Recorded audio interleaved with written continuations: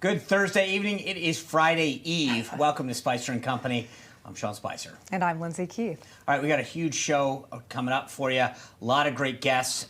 Congressman Mike Waltz, plus the gentleman that's tracking Elon Musk's planes. You might have heard about that. He's now tracking Putin's plane and the oligarch's plane. He's going to join us here in just a little bit and tell us what we might be seeing inside some of those patterns, what we might be able to see. But first, Russian forces have captured the city of Kherson after another night of heavy bombing in that area. And this is Russia's first major victory after more than a week of fighting. The mayor of Kherson is actually urging residents to obey armed visitors. That's what they're calling them, after Russian troops and vehicles rolled through the center of that city. And this capture now opens up the city of Odessa to attack. Sean, Odessa is Ukraine's main port and naval base. The U.S. is actually now warning an amphibious assault could come at any moment. Yeah, this is continuing to look more and more like a slow bleed. Yeah. And you've got the top U.S. ambassador in Europe who confirmed today that the Kremlin has actually put together a kill list, something that we talked about, we thought about, but now they can confirm it. It targets Ukrainian leaders to be killed or sent to camps. It's unbelievable, and we have heard from Ukraine's President Zelensky. He said, I'm the #1 target, but the people around him as well. They are not deciding to leave. And President Putin is only deciding to escalate matters. He's not stepping back at all. There's no sign of that. Right. Ukrainian President Zelensky did hold a press conference earlier today, though, where he urged Putin to sit down and negotiate with him, as if that's going to happen, saying it's the only way to stop this war. Zelensky also warned that if Ukraine falls, the rest of Europe will fall with it.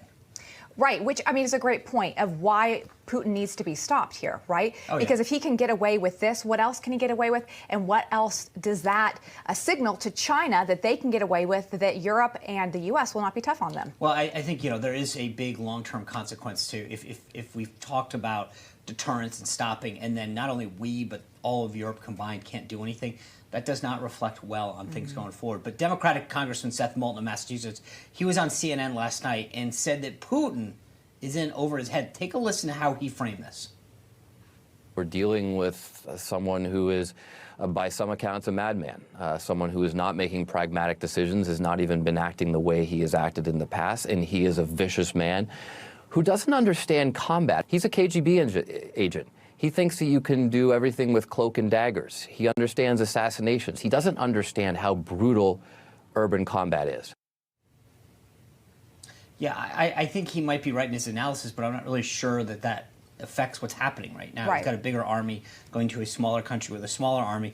Obviously, they don't have the same will that the Ukrainians do, but I'm not really sure his analysis makes complete sense. Yeah, and as I mentioned yesterday, there are reports that the Russian army has a low morale. But at the same time, if you have a president like Putin, you don't want to go home unless you have done what this person has asked you to do. So it's a catch-22 there. The morale might be low, but does it actually keep them from doing what he is telling them to do? They got a stronger Navy. They got a stronger air forces. So, I mean, there's an element to, as long as these guys don't fold, they've got the bigger presence. All right. Well, joining us now live from Poland-Ukraine border is Celebro media editor-in-chief Wesley Dodd, who spent 5 years living and working as a journalist in the former Soviet Union. Wes, good to see you again. We just received new footage of a refugee camp between Poland and Ukraine that's growing by the day. What can you tell us about that?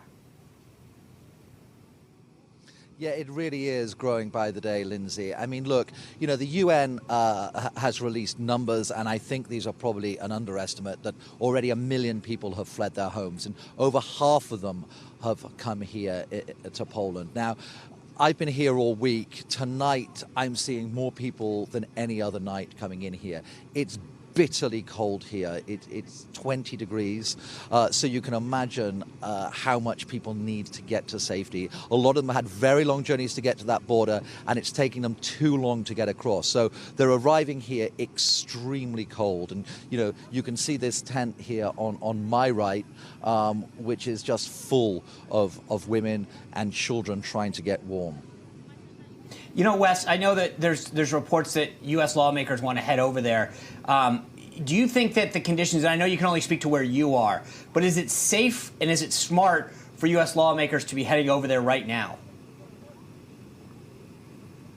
Look, I mean, there's been some tentative negotiations going on between Russia and Ukraine, and it has emerged earlier today that there are plans to open up some humanitarian corridors. Now, that's really important because the opportunity there is not just to get people out, but to get supplies in. And perhaps that would be an opportunity for people traveling with humanitarian convoys to see the situation on the ground. Hey, Wes, real quick, you mentioned that tent that's right there on your right-hand side. With all of these people flowing over, is there adequate facilities to sort of welcome them into Poland? Or are they just, I mean, you mentioned how cold it is. Where are they going? So, look, this is a bit of a pit stop. So people come over the border, they come here to get warm, to get some soup, and then they're transported off to either a refugee center or if they've got friends and family, they'll go there. But no, there is not enough. And just one heartbreaking story just a few moments ago. There was a young boy sitting just here by the fire, 8 years old. And I said to him, go into the tent and get warm. And he told me, no, the tent is for women and children. Wow. Oh, wow. And that's the cutoff. Holy smokes. Wow. Wes, thank you very much for all of this important reporting that you're doing. I hope you continue to stay safe and bring us these important updates. Thanks, Sean. Thanks, Lyndsay. You bet. All right, joining us now is Florida Congressman Mike Waltz, who's a member of the House Armed Services Committee. Congressman, great to see you again. I know the White House is asking for $10 billion in new Ukrainian aid. They say that it'll deliver humanitarian, security, and economic assistance ahead of the March 11th deadline. You know, when you look back, since 2021, the U.S. has provided over $1.4 billion of assistance to Ukraine. So is the amount that we're additionally going to be sending them or that the White House wants, is that adequate? Is that appropriate? And will it pass? Well, let's take a step back, Sean. I was in Ukraine last year with, you had Democrat Representative Moulton on as well with him. And it was very clear to us that Ukraine was not getting what it needed. It was not getting what it asked for, and it wasn't getting what it required to face this massive Russian onslaught that they knew was coming. Imagine if they had Stinger missiles back then, if they had anti-ship missiles to protect their ports back then, and more aid and supplies. Biden was sitting on it, and the answer we consistently got was they didn't want to provoke Putin. They didn't want to escalate with the Russians. Now, we all know the real answer there is that kind of demonstrated weakness is exactly what made Putin think he could get away with it again, as he did under Biden. So there's been real frustration in Congress that this aid hasn't moved fast enough. They are starting to send in Stinger anti-aircraft missiles and other hardware, but it's just now arriving. I pray it's not too late. This follow-on package sounds big. Number one, when you break it down, actually much of it is to pay for our troops that are actually been deployed to Europe and to backfill some things that we already provided. Only a fraction of it, about 10%, is for new lethal aid to the Ukrainians. So it's not enough, and it's getting there too late. Finally, Sean, why didn't Biden bring this up in the State of the Union?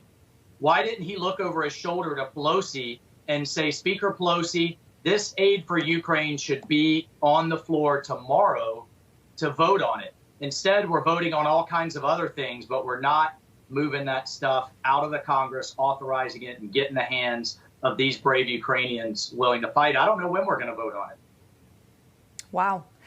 Let me ask you this, because Europe has been leading the way when it comes to sanctions. France seized a Russian oligarch's $120 million super yacht, and we're also hearing that Germany seized another $600 million yacht. Listen to what a Ukraine parliament member said on CNN this morning. Watch this. First of all, Vladimir Putin is a psycho, and we should be clear about that.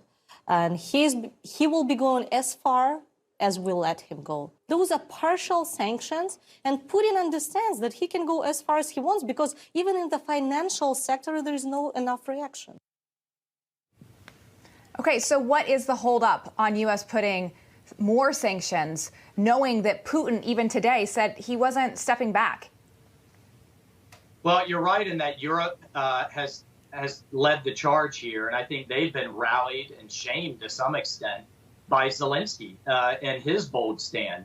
And frankly, Europe has had a wake-up call and a kick in the rear on its defense spending and on its energy policy being dependent on Russia.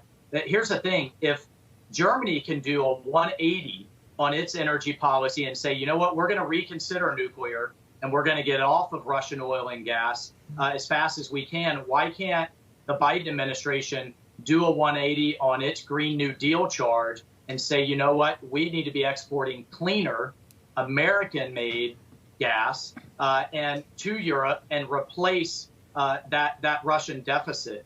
But, you know, at the end of the day, we're seeing, I mean, look, it's a big deal what's happening in terms of sanctions.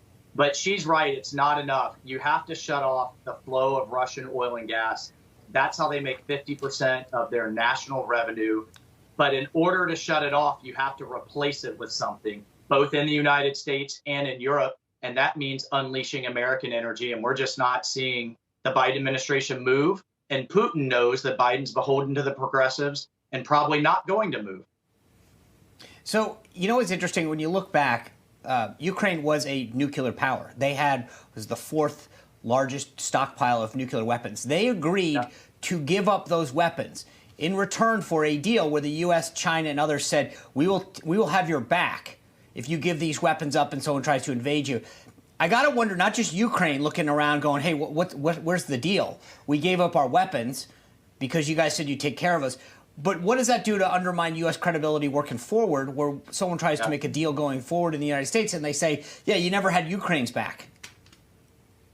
Well, no, you're absolutely right. I mean, and on top of Afghanistan and the smear that was on our credibility, now we have this. But think about it more broadly, Sean. Any type of deal, non-proliferation deal, we try to strike in the future. Whether that is obviously what's going on, the giveaway that's going on with Iran or North Korea or anybody else who has a nuke, and we want to try to convince them peacefully to give them up. Why would they? It sends a horrible message in terms of non-proliferation, and it's another stain on our credibility in terms of backing our allies. I agree. I mean, we took a threat off the table in return for a deal that we don't seem to be having their back now. Congressman, always great to see you. I appreciate you joining us. Okay. Thank you, guys. You bet. All right, coming up, the world has clearly been coming down hard on Russia and Vladimir Putin over this Ukrainian invasion. As China, though, remains silent, can we afford to just ignore that? Gordon Shang joins us next to discuss. Stay with us.